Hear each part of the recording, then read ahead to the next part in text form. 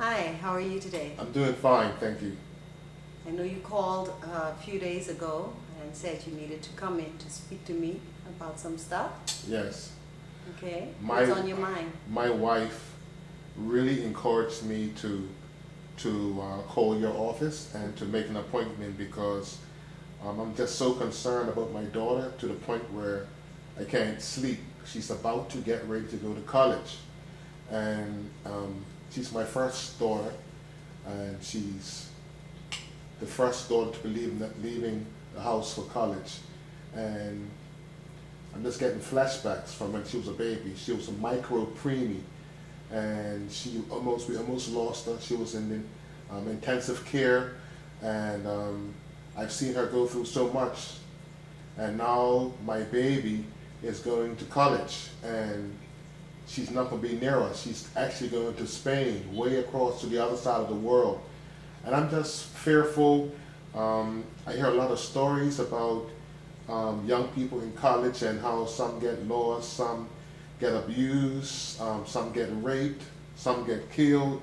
And I just don't want to let my daughter go. I want her to stay here and go to the local college, but she wants to go away to have her college experience. And I respect that because I went away to go to college, but I'm just having anxiety and panic attacks, and the day gets getting closer for her to go, and I'm feeling worse.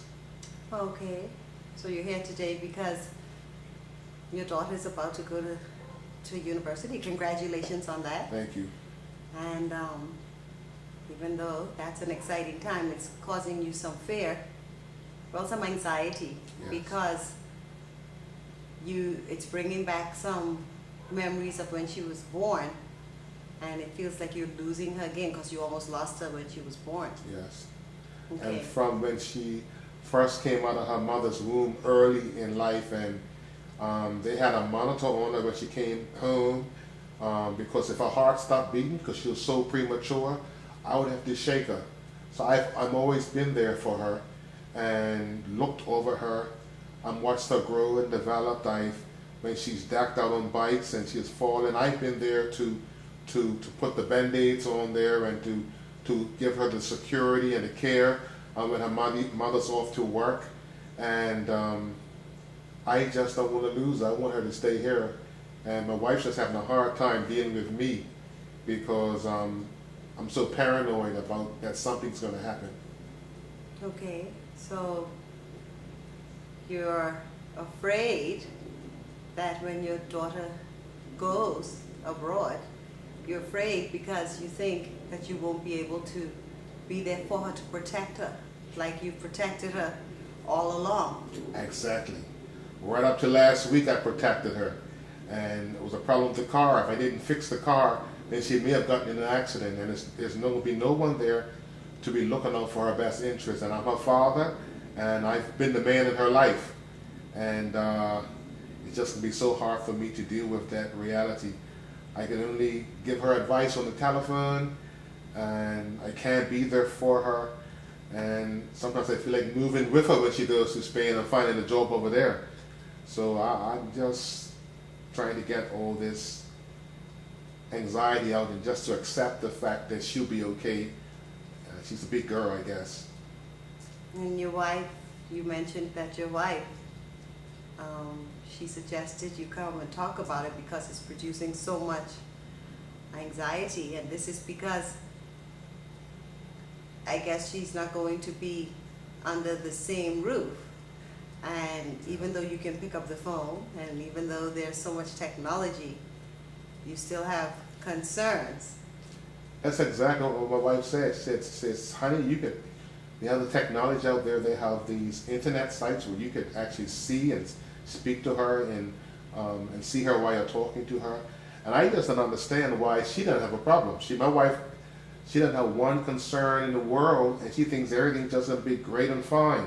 And that I'm just puzzled about that. And so maybe I need to trust my wife more. So I'm just trying to get through this, and I'm even shaking now just thinking about her leaving. So I guess I just keep talking about it or something like that. You're wondering you're baffled and confused at how your wife, because your wife is taking it so calmly, and you cannot seem Yeah. to get the calm that your wife seems to have, Yeah. or does have. Yeah, she's got that for sure. And she keeps saying, trust, that we have raised her with morals and standards and principles, and she has made wise decisions based on our teaching and our mentoring and in her upbringing. And so I guess I need to trust in what we have accomplished as parents, because she's a wonderful young lady. Yeah. Okay, so you're willing to, seems like you're thinking about at least being able to open your mind to where you can trust the values and all of the standards and all of the many years that you've placed in your daughter, even though you will not be able to be right there to tell her the things that you told her before. Yes. It seems like you would be willing to, or be open to give all the training that you've given to your daughter a chance. Exactly. That's what my wife is saying. And when she told me that, first I felt good in the pit of my stomach. I felt good about it. Then I ran upstairs and I wrote a checklist of all the do's and all the rules, and to put that checklist in her pocket that she could look at to remember what Daddy says you should do and what Daddy said you shouldn't do. I even went online and looked for telephone numbers for the hospitals and car garages and places of interest in case she gets lost.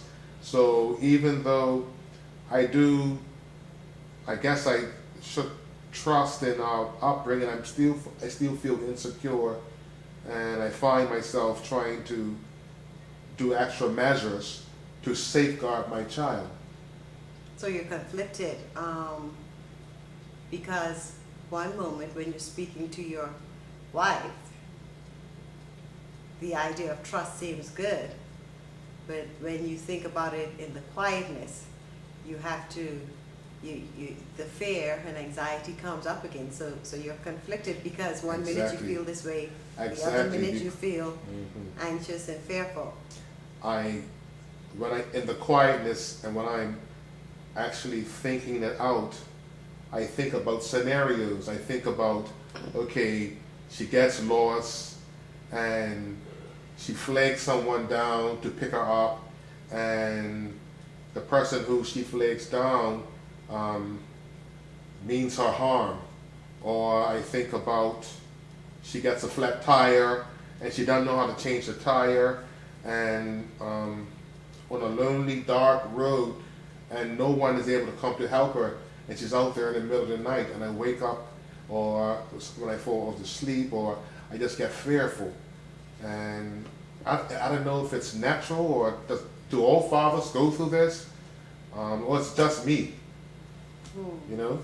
You're wondering and you're questioning if your anxieties and fears are normal, because you're even thinking about, okay, the years that you were protecting her, and now the anxieties of that you cannot not just protect her, but you may not even be able to help her.